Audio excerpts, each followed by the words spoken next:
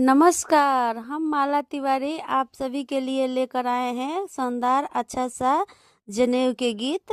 ताकि हम अपना से बनैले बनी गीत के। तो रउआ अगर नया हो तो चैनल के सब्सक्राइब करम, ज़्यादा से ज़्यादा शेयर करम, ताकि रउआ जितना भी फ्रेंड हुई सब लोग के पास शेयर करम कि जनेऊ के गीत कैसन लागल कमेंट में बताएम। तो चलिए हम शुरू करतनी।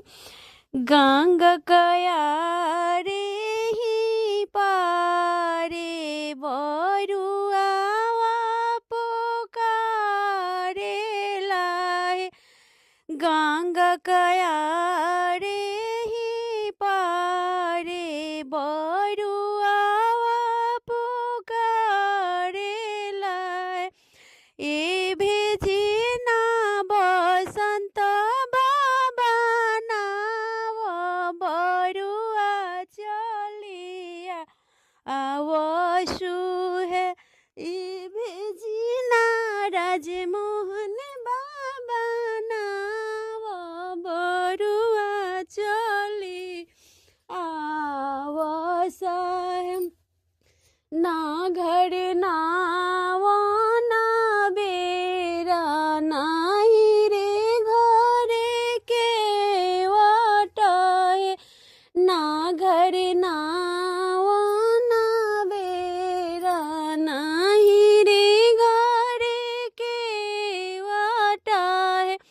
ए जे कारा जाने के साध पमर दलाउ तरसुए।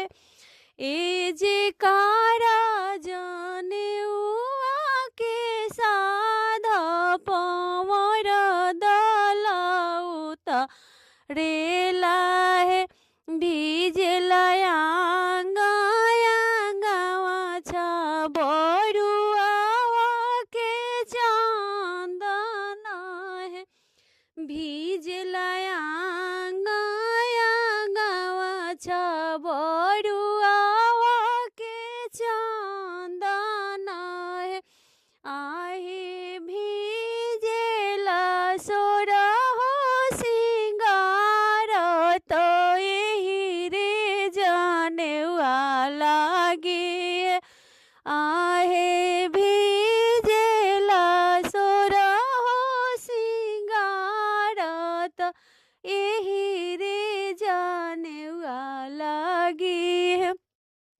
गंगा कयारे ही पारे बरुआवा पुकारे लाए।